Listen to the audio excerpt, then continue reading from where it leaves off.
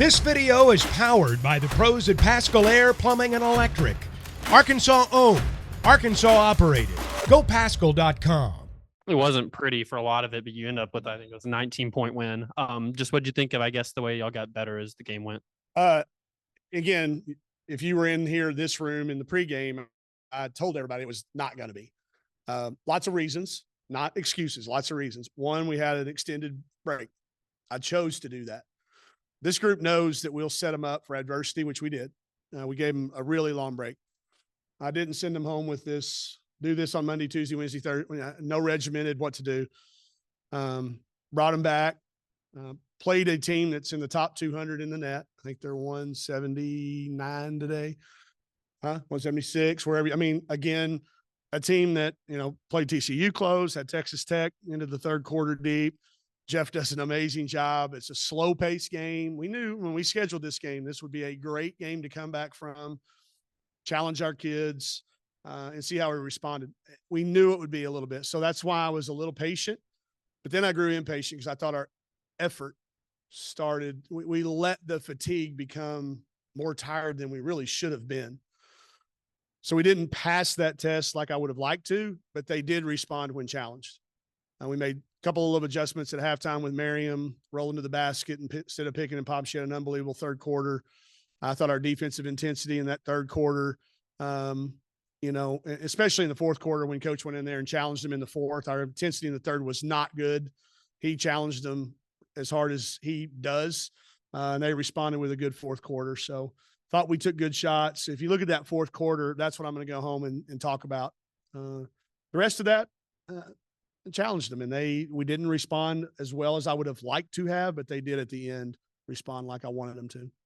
Yeah, y'all have now strung together quite a few really good defensive performances. I know I heard Shauna Green say to media the other day how y'all took away the 3-point line from them. Well, just what do you think, especially of y'all's 3-point defense? I think with time and enough film, Coach Schaefer and his defensive staff is going to put together a good scheme.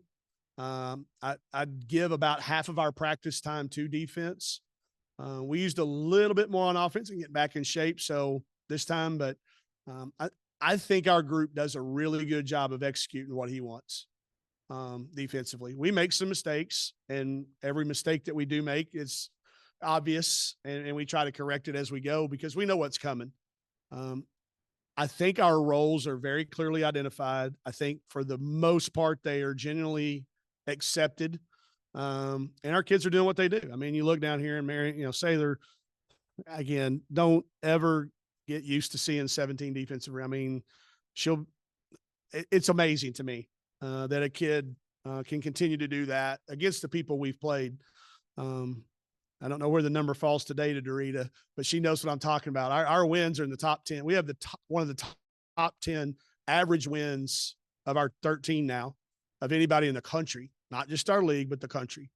So our wins are against good people, and we know how good the losses are. So for her to do this for a sustained period, for Talia to do what she does, for Miriam, for Mac to continue to do what she does, Sam changing the pace of the game offensively when we needed to change the pace, Jenna, valuable minutes for us, Keith's good minutes for us, and Christina. So I think everybody's role now, we're going to sit down over the next 2 weeks and really have some deep conversations about executing. But for us to win all 4 quarters against those guys, I don't know how many times they've been beaten all 4 quarters because they've had the lead against some good teams. So I'm going to roll into 24 pretty happy with our non-conference schedule. Last thing I'm going to ask is that third quarter you talked about getting Merriam involved. Was kind of, I guess, whenever y'all started to create separation, and Talia just kind of finished them off with some big buckets. Just what do you think of those two? Well, that they took what the defense gave us. They were really indicative of, when she drove it in and had the close play, it was a charge or an and one. It was a really bang, bang play.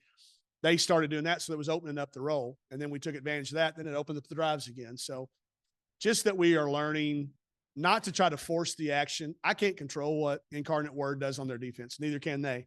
If they want to run over there, then we've got to have the roll option. If they're going to take away the roll, then Talia's going to shoot mid-range jumpers and step back threes. And, I think as long as we can continue to take what defenses choose to allow I still think we shoot it better than what our numbers say in practice. I think we're going to have some moments where we have nights when that's back to, again, 13 or 14 for 28 instead of 8.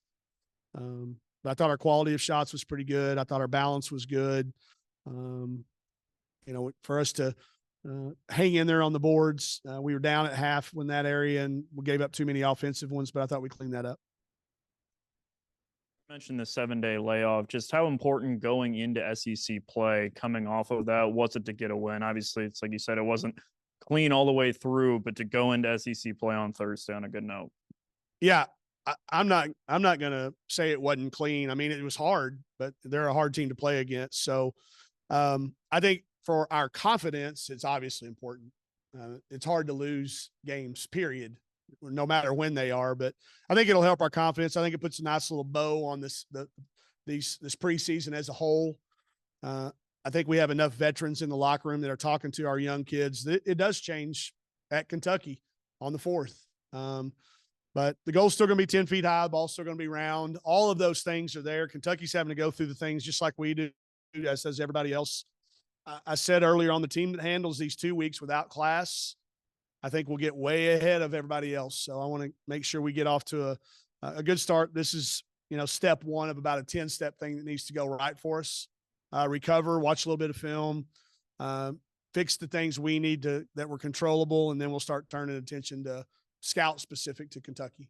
You mentioned the importance of starting quickly in SEC play. In your experience being here, what is the key to getting a quick start in SEC play off the non-con? Having kids that understand, how it is different. That a play today, maybe that we look back on and go, you're going to look back on that, and it could be the difference in the game. The value of every single possession. It's really easy for our upperclassmen to tell that story because we had 6 games in league last year that were easily decided by one possession. So I do think making that transition, we've had moments where we can point that out, but now it gets to be magnified. Everything's just going to magnify. Intensity will magnify. Pressure will magnify. Focus will magnify. And just having them as prepped as they can be. I can't help Talia and Carly Keats and Jenna Lawrence and Christina and those guys, and really Miriam too. Miriam's in a new role. Those kids, they're going to have to experience it a little bit, but I'm going to really rely on Mac and Sam and Saylor too, who played every game last year in the league, to make sure that they don't just hear it, that they understand it. Last thing for me, 15 games here, non-con. You mentioned the tough opponents you've played. What's the biggest thing you've learned about this team throughout that stretch? That they are adaptable to a number of different things. Like, we've thrown a bunch of stuff at them, and they just kind of keep taking it and keep coming back. I think I still don't know yet, but I think this is a group that when the adversity hits that we're going to deal with, it's coming. I think this is a group that'll draw closer together than pull apart. I think I've learned that. I'm not positive, but I'm getting more and more certain of it because of little things that we see, we hear, that happen in practice, that happen on the bus, that happen in the locker room.